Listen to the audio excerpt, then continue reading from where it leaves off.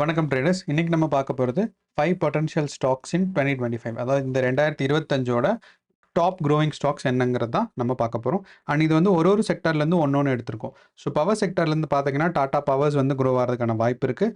அதே மாதிரி ஐடி செக்டரில் நிறையா இருக்குது. விப்ரோ இருக்குது, டிசிஎஸ் இருக்குது, ஹெச்சிஎல் இருக்காங்க. பட் இன்ஃபோசிஸ் வந்து கொஞ்சம் இந்த 2025ல ஸ்ட்ராங்காக இருப்பாங்கங்கிறத பிலீவ் பண்ணுறோம்.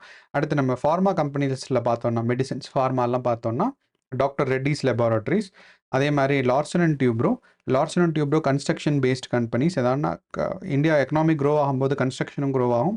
So Larsen and Toubro.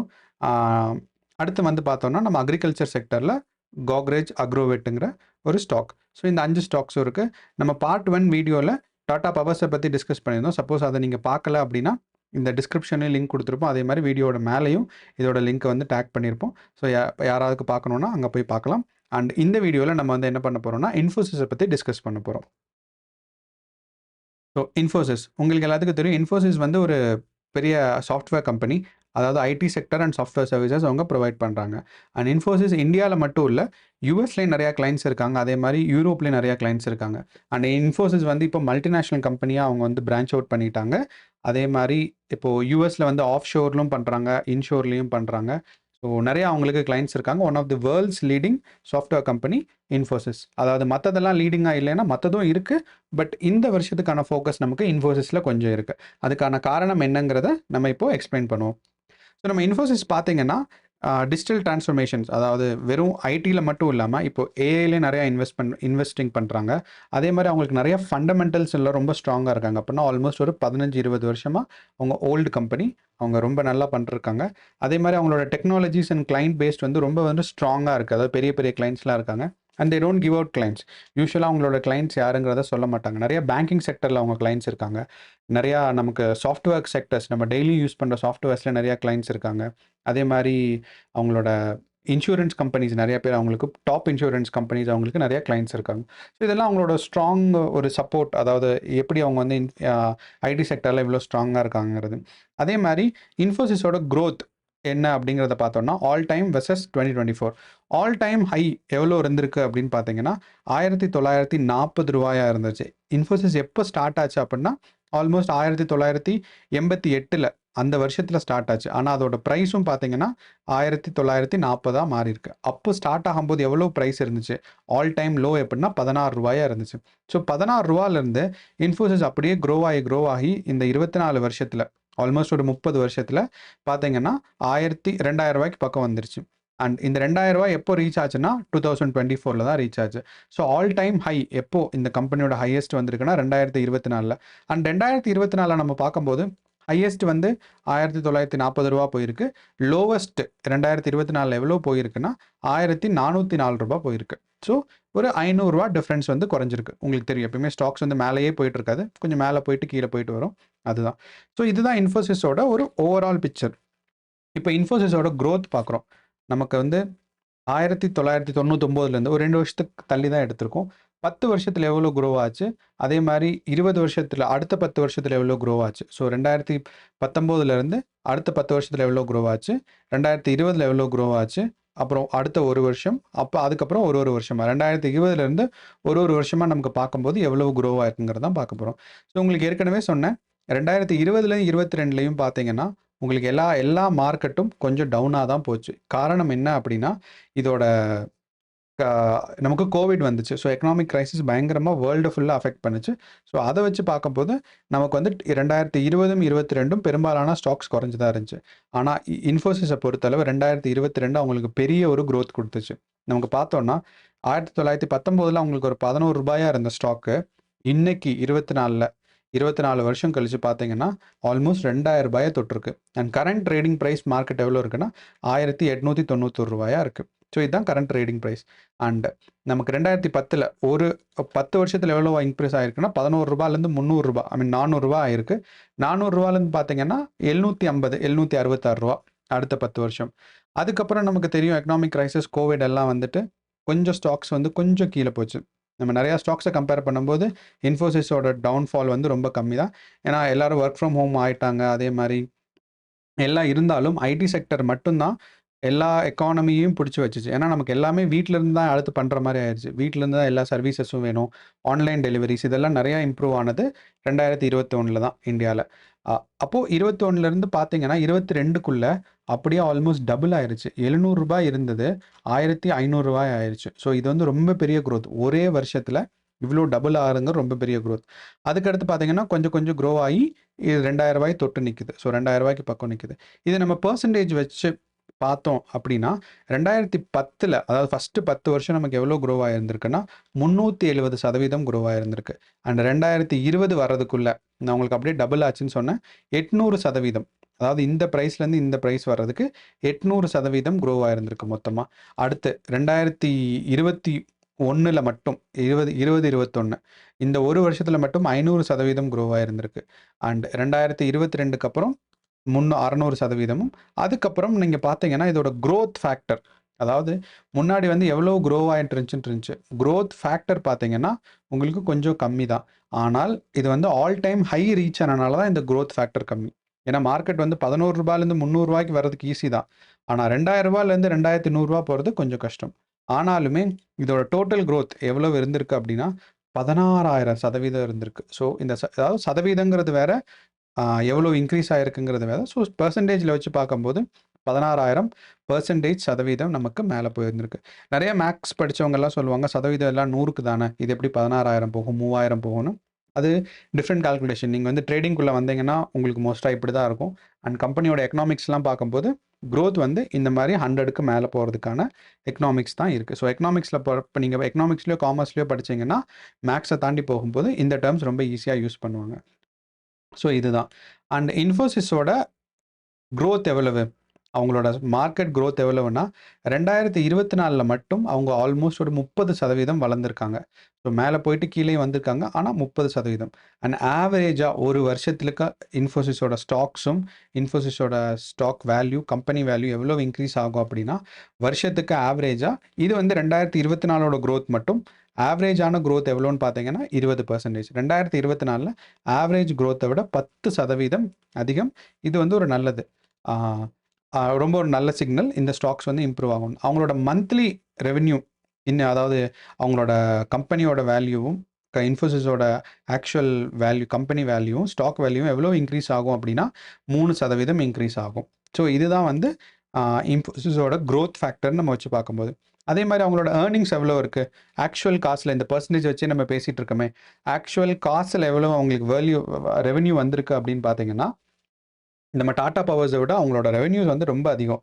ஆனால் டாடா பவர்ஸ் வந்து ஒரு டிஃப்ரெண்ட்டான செக்டர். ஐடியில் உங்களுக்கு எப்பயுமே தெரியும் ரெவென்யூஸ் ரொம்ப ஜாஸ்தி. ஆனால் டாடா பவர்ஸில் அப்படி கிடையாது. டாடா பவர்ஸ்க்கு எதுவும் கம்பேர் பண்ணக்கூடாது. அது வேறு செக்டர், இது வேறு செக்டர். அப்போது டாடா பவர்ஸில் வந்து பார்த்தீங்கன்னா 700 கோடி தான் இருந்துச்சு. ஆனால் இவங்களோட Q2 ஏர்னிங்ஸ் மட்டுமே 5,600 கோடி. அண்ட் Q3ல போன வருஷம் 2024 Q3ல அவங்க அனௌன்ஸ் பண்ணது ஏர்னிங்ஸ் எவ்வளோனா 6,000 கோடி. ஸோ 500 கோடி இன்க்ரீஸ் பண்ணியிருக்காங்க 3 மாதத்தில் அவங்களோட ஃபுல் ஏர்னிங்ஸை. ஸோ இது வந்து ரொம்ப பெரிய பாசிட்டிவான விஷயம். இப்போ நம்ம இதை பற்றி இன்ஃபர்மேஷன்லாம் பார்த்தா நம்ம உங்களோட சார்ட்டோட டேட்டா பார்க்கலாம் வாங்க. ஸோ நம்ம இன்ஃபோசிஸ் சார்ட் பார்க்கும்போது பார்த்தோன்னா 1996 தொடங்கியிருக்காங்க. ஸோ நம்ம வந்து 1999 வரைக்கும் தான் அவங்களோட டேட்டாஸ் எடுத்திருக்கோம். அங்கேருந்து பார்த்தீங்கன்னா உங்களுக்கு எவ்வளோ க்ரோ ஆகிருந்திருக்கு, ஆல்மோஸ்ட் பாருங்கள் 7,000% க்ரோத் இருந்திருக்கு. இது முன்னாடி இருந்து பார்க்கும்போது ஸ்டார்டிங்லேருந்து பார்த்தீங்கன்னா உங்களுக்கு அதிகமான க்ரோத் இருந்திருக்கும். அண்ட் இதை வந்து நம்ம அனலைஸ் பண்ணோம் அப்படின்னா இந்த 2024 நமக்கு சப்போர்ட் அண்ட் ரெசிஸ்டன்ஸ் எங்கே இருக்குன்னு பார்க்கணும். அதே மாதிரி நம்மளோட ஆல் டைம் க்ரோத் வச்சு பார்க்கும்போது மார்க்கெட் நான் உங்களுக்கு ஏற்கனவே சொல்லியிருக்கேன் நம்மளோட SMA சிம்பிள் மூவிங் ஆவரேஜ் வச்சு பார்க்கும்போது 50 மேலே இருக்குது, 100 கீழே இருக்குது. அண்ட் இதுக்கான டிஸ்டன்சஸும் கரெக்டாக இருக்குது, மார்க்கெட் மேலே போகும். இப்போ நம்ம இன்னும் கொஞ்சம் ஷார்ட்டான ஒரு டைம் ஸ்கேல் வச்சு பார்க்கலாம். ஏன்னா இங்கே ஒரு கேண்டிலும் ஒரு மாதத்தை சொல்லுது.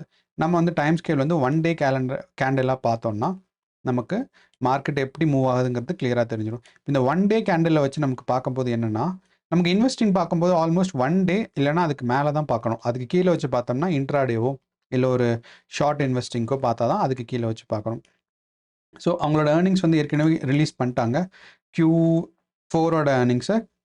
அண்ட் பார்த்தீங்கன்னா 1% இன்க்ரீஸ் ஆயிருக்காங்க. அதே மாரி அவங்களோட டோட்டல் ரெவென்யூல 1% இன்க்ரீஸ் இருக்காங்க. அவங்களோட டோட்டல் ரெவென்யூலாம் வந்து பார்த்தீங்கன்னா, ம் ரொம்ப நெறையா இருக்கும். ஸோ, அதனால 1% இன்க்ரீஸுங்கிறதே வந்து அவங்களுக்கு ஆல்மோஸ்ட் ஒரு 4000, 5000 கோடிங்கிற மாரி. ஸோ, அதனால இன்ஃபோசிஸோட மார்க்கெட் வேல்யூ ரொம்ப அதிகம். அப்போ நமக்கு இந்த இது வச்சு பார்க்கும்போது, சிம்பிள் மூவிங் ஆவரேஜ் நம்மளோட சிம்பிள் மூவிங் ஆவரேஜ் இங்க இருக்கு. இந்த சிம்பிள் மூவிங் ஆவரேஜ்ல இந்த 1 டேல பார்த்தாலும் மார்க்கெட் குரோத்துக்கான வேல்யூ தான் இருக்கு. நான் ஏற்கனவே சொல்லியிருக்கேன். 50ம் 100ம் நடுவுல கிராஸ் ஆறது வந்து பெரிய விஷயம் கிடையாது. ஆனா, இதுக்கப்புறம் இந்த இந்த சப்போஸ் இப்போ வந்து இங்க இது 50 இந்த 50 எஸ்எம்ஏ 100 கிராஸ் பண்ணிருச்சு கீழ. கிராஸ் பண்ணிட்டு 200யும் கிராஸ் பண்ணா தான் மார்க்கெட் கீழ போகுதுன்னு அர்த்தம். இதுக்கு கீழ கிராஸ் ஆகுதுன்னா மார்க்கெட் வந்து கொஞ்சம் சைட்வேஸ் மூவ் ஆகுதுன்னு. ஆனா உங்களுக்கு தெரியும் ஜனவரி மாசம் ரொம்ப பேடா தான் மார்க்கெட் போயிட்டுருக்கு. ஸோ, அதனால அதே மாரி இந்த ஏர்னிங்ஸ் எல்லாம். ஸோ, பட்ஜெட் ரிலீஸ் பண்ற வரைக்குமே மார்க்கெட் வந்து கொஞ்சம் மேல கீழ தான் போகும். ஸோ, ஆனாலுமே சிக்னல் வச்சு பார்த்தா நமக்கு 50 மேல இருக்கு, 100 கீழ இருக்கு, 200 கீழ இருக்கு. அண்ட் இதுக்கான டிஸ்டன்ஸ் நமக்கு பார்த்தோம்னா, நல்ல பெரிய டிஸ்டன்ஸ் இருக்கு பாருங்க. இவ்ளோ டிஸ்டன்ஸ் இருக்கு. இந்த ஒரு பாயிண்ட்ஸ் வந்து நல்ல டிஸ்டன்ஸ். ஸோ, குரோத் ஆறதுக்கான சான்சஸ் இருக்கு. 2வது நம்மளோட இண்டிகேட்டர்ஸ்ல போய் நம்ம என்ன பண்ணலாம்னா, ரிலேட்டிவ் ஸ்ட்ரென்த் இண்டெக்ஸ் அதாவது ஆர்எஸ்ஐன்னு சொல்லுவாங்க. இந்த ஆர்எஸ்ஐ வந்து நீங்க பார்த்தீங்கன்னா 50க்கு கீழ இருக்கு. ஸோ, அப்படிங்கும்போது மார்க்கெட் கண்டிப்பா இந்த 70 வரைக்கும் போறதுக்கான சான்சஸ். ஸோ, இதுவுமே நமக்கு என்ன சொல்லுதுன்னா, மார்க்கெட் குரோ ஆறதுக்கான சான்சஸ் இருக்கு. ஸோ, நம்மளோட சிம்பிள் மூவிங் ஆவரேஜும் என்ன சொல்லுதுன்னா, மார்க்கெட் குரோ ஆறதுக்கான சான்சஸ் இருக்குன்னு சொல்லுது. 2வது நம்மளோட ஆர்எஸ்ஐ இண்டிகேட்டரும் 30லிருந்து ட்ரேஸ் பேக் மேல ஆயிட்டு இருக்கு. நீங்க இங்க பாருங்க. இந்த நவம்பர்ல என்ன ஆச்சுன்னா, மார்க்கெட் இந்த இடத்துல கீழ இருந்திருக்கு. இந்த இடத்துல கீழ இருந்திருக்கு. அண்ட் இங்கிருந்து மார்க்கெட் கொஞ்சம் கொஞ்சமா வந்து இங்க மேல வரைக்கும் வந்திருக்கு. ஸோ, ரிலேட்டிவ் ஸ்ட்ரென்த் இண்டெக்ஸ் எப்பயுமே இந்த ஒரு 30 தொட்டுருச்சுன்னா, கொஞ்சமா க்ரோ ஆயி ஆல்மோஸ்ட் இந்த 70 வரைக்கும் வரும். 70 வரும்போது நீங்க வந்து செல் அவுட் பண்ணிட்டு ப்ராஃபிட் எடுத்துக்கணும். திருப்பி 30 பக்கம் இல்லன்னா 30லேருந்து க்ரோ ஆகும்போது நீங்க மறுபடியும் இப்ப நமக்கு 30லேருந்து க்ரோ ஆயி 50க்கு கீழ தான் இருக்கு. அப்படிங்கும்போது இங்கிருந்து மார்க்கெட் கண்டிப்பா இவ்வளோ தூரம் போகும். ஸோ, அதுவரைக்கும் நீங்க வந்து இன்வெஸ்ட் பண்ணலாம். ஸோ, இங்க இன்வெஸ்ட் பண்ணிட்டு இந்த ரிலேட்டிவ் ஸ்ட்ரென்த் இண்டெக்ஸ் இங்க ஒரு 70 வரைக்கும் போறதுக்கான வெயிட் நீங்க பண்ணி, அதுக்கப்புறம் நீங்க செல் அவுட் பண்ணிட்டு திருப்பியும் எடுக்கலாம். ஸோ, நமக்கு இது கரெக்ட்டான டைம் தான் இன்வெஸ்ட் பண்றதுக்கு. அண்ட் நீங்க இன்னும் கொஞ்சம் வெயிட் பண்ணி இன்வெஸ்ட் பண்ணலான்னு யோசிச்சீங்கன்னா, நீங்க பிப்ரவரி 1ஆம் தேதி வரைக்கும் வெயிட் பண்ணலாம். ஏன் ஃபெப் 1க்கு என்ன ஸ்பெஷல் அப்படின்னா, இந்தியாவோட பட்ஜெட் ரிலீஸ் பண்றாங்க. ஸோ, 2025க்கான பட்ஜெட். அந்த பட்ஜெட்ல வந்து உங்களுக்கு தெரியும் மார்க்கெட் எப்படி போகும், என்ன குரோத்ன்னு. ஸோ, அதுக்கப்புறம் மார்க்கெட்டோட ஒரு நல்ல ஃப்ளக்சுவேஷன் அவ்வளோ பெருசா இருக்காது. குரோத்ல தான் இருக்கும். அண்ட் நம்ம சப்போர்ட் அண்ட் ரெசிஸ்டன்ஸ் இந்த இடத்துல நமக்கு வந்து எந்த பாயிண்ட்ஸ்லலாம் இருக்கு அப்படின்னு பார்த்தோம்னா, நம்மளோட ஃபர்ஸ்ட் சப்போர்ட் வந்து இங்க இருக்கு. எவ்வளோ ரூவாய்க்கு இருக்கு? ஆல்மோஸ்ட் 1900 ஒரு இருக்கு. ஸோ, 1974 நம்ம வச்சுக்கலாம். ஸோ, இந்த 1974 1974ல 1974ல இங்க ஒரு சப்போர்ட் இருக்கு. அதுக்கு கீழ நமக்கு ஒரு ரெசிஸ்டன்ஸ் பார்த்தோம்னா, இந்த இடத்துல இருக்கு. நீங்க ஏன் சொல்றேன்னா பாருங்க, இங்க வந்துட்டு திருப்பி போயிருக்கு. அதே மாரி இந்த இடத்துல திருப்பி போயிருக்கு. இங்க, இங்க. ஸோ, இதெல்லாம் ஒரு முக்கியமான பாயிண்ட். நான் வந்து பெரிய கால்குலேஷன்லாம் போடல. சார்ட்டோட டேட்டாஸ் அதாவது அனாலிசிஸ் அது எப்படி பேட்டர்ன்ஸ் போயிருக்குன்னு பார்த்தோம்னா, உங்களுக்கு புரியும். ஸோ, இதோட இந்த இடத்துல நம்ம வச்சுக்கலாம். 1800ல இருக்கு. அப்போ மார்க்கெட் இந்த 1800 கொஞ்சம் கிராஸ் பண்ணட்டும். கொஞ்சம் கிராஸ் பண்ணி 1900 தொட்டுச்சுன்னா, கண்டிப்பா இங்க மேல வரைக்கும் போகும். ஸோ, என்ன பண்ணலாம்னா, நீங்க இந்த சப்போர்ட்ல இருந்து தாண்டுற வரைக்கும் வெயிட் பண்ணலாம். மேபி நம்ம கரெக்ட்டான இன்வெஸ்டிங் டைம்னா 21ஆம் தேதி இன்வெஸ்ட் பண்ணியிருந்தா, இப்பவே நம்ம கொஞ்சம் ப்ராஃபிட் எடுத்திருந்திருக்கலாம். ஆனா நம்ம இன்வெஸ்டிங் தான் பார்க்குறோம். நம்ம வந்து ஷார்ட் டெர்ம் ட்ரேடிங்காக பார்க்கல. ஸோ, பெரிய லாங் டெர்ம் இன்வெஸ்டிங் தான். அப்போ லாங் டெர்ம் இன்வெஸ்டிங்கும்போது நீங்க அத பத்திலாம் கவலைப்பட தேவையில்ல. இன்னைக்கு பண்றனாலும் பண்ணலாம். இல்லன்னா கொஞ்சம் வெயிட் பண்ணி இந்த 1900க்கு அப்புறம் பண்ணீங்கன்னா, உங்களுக்கு லாஸ் கொஞ்சம் பிரிவென்ட் பண்ணலாம். அப்படி இல்லன்னா, மார்க்கெட் இன்னும் டவுன்ஃபால் ஆயி வந்தாலும் உங்களுக்கு நல்லது தான். அந்த இடத்துல சப்போஸ் லெட்ஸ் சே லைக் நம்ம வந்து ஒரு ரூ. 1,00,000 இந்த இடத்துல இன்வெஸ்ட் பண்ணிட்டேன்னு 1800ல மார்க்கெட் மேல போகாம கீழ வந்துருச்சுன்னு வச்சுக்கலாம். அப்ப என்ன பண்ணலாம்னா, நம்ம ஆவரேஜ் பண்றதுன்னு சொல்லுவாங்க. இன்னொரு 10,000 இல்லன்னா 20,000 என்ன பண்ணலாம்னா, இங்க கீழ போடும்போது, இந்த இடத்துல மார்க்கெட் ஒரு 800ல போடும்போது, நம்மளோட பிரைஸ் வந்து ஆவரேஜ் ஆயிரும். அதாவது நீங்க ரூ. 1,00,000 வாங்குன ஸ்டாக் இப்போ எவ்வளோ ஆவரேஜ் ஆயிருக்கும்னா, 1,850,000. ஸோ, இத நீங்க கொஞ்சம் யோசிச்சு பாருங்க. இதுக்கு பேர் ஆவரேஜிங்ன்னு சொல்லுவாங்க. மேல போகும்னு வாங்குன ஸ்டாக் வந்து கீழ வந்துருச்சுன்னா, கீழ வந்தப்போ அதுக்கூட ஈக்குவல் குவான்டிட்டி நம்ம வாங்கிட்டோம்னா, அப்போ பிரைஸ் வந்து ஆவரேஜ் ஆயிரும். அதாவது நான் ரூ. 100க்கு ஒரு பொருள் வாங்குறேன். அடுத்த நாள் அதே பொருள வந்து ரூ. 50க்கு வாங்குறேன். சரியா? அப்போ ரூ. 100க்கு வாங்குன அந்த பொருள் லெட்ஸ் சே நம்ம ஒரு ஆப்பிள் வாங்குறோம்னு வச்சுக்கலாம். ஒரு ஆப்பிள் வந்து ரூ. 100க்கு வாங்குறேன். ஆனா அடுத்த நாள் பார்த்தீங்கன்னா, அதே ஆப்பிளோட விலை வந்து ரூ. 50 ஆயிருச்சு. இப்ப நான் ரூ. 50க்கு ஒரு ஆப்பிள் வாங்குறேன். இப்போ 2 ஆப்பிளையும் சேர்த்து பார்க்கும்போது, ஆப்பிளோட விலை எவ்வளோ ஆச்சுன்னா 75 ஆயிருச்சு. ஸோ, நீங்க இதுக்கு பேர் தான் ஆவரேஜிங்கிறது பேரு. அதாவது நம்ம எவ்வளோ வாங்குறோமோ, அதுக்கு ஈக்குவலான குவான்டிட்டி மார்க்கெட் கீழ வந்ததுக்கப்புறமும் வாங்கிட்டோம்னா, அதோட பிரைஸ் வந்து ஆவரேஜ் ஆயிரும். ஸோ, அப்போ உங்களோட லாஸ் வந்து பிரிவென்ட் ஆகும். ஸோ, இதுக்கு பேரு ஆவரேஜிங்ன்னு சொல்லுவாங்க. லாங் டர்ம் இன்வெஸ்ட்மெண்ட்ல நீங்க பண்ணலாம். ஸோ, நீங்க Infosys and IT sector India தான் பயங்கரமான குரோத் இருக்கு. ஸோ, நீங்க நம்பி இன்வெஸ்ட் பண்ணலாம். இதுதான் வந்து இன்ஃபோசிஸோட அனாலிசிஸ் அண்ட் இந்த பிரைஸ் ரேஞ்ச ஞாபகம் வச்சுக்கோங்க. 1800ம், 1900ம். ஸோ, இது 2க்கு மேல போச்சுன்னா, கன்ஃபார்மா மார்க்கெட் இன்னும் கொஞ்சம் ஹைக்கு போகும். அண்ட் இன்ஃபோசிஸ் வந்து நான் ஷார்ட் டர்ம் இன்வெஸ்ட்மெண்ட்டுக்கு சொல்லல. ஒரு 1 வருஷம், 2 வருஷத்துக்கு சொல்லல.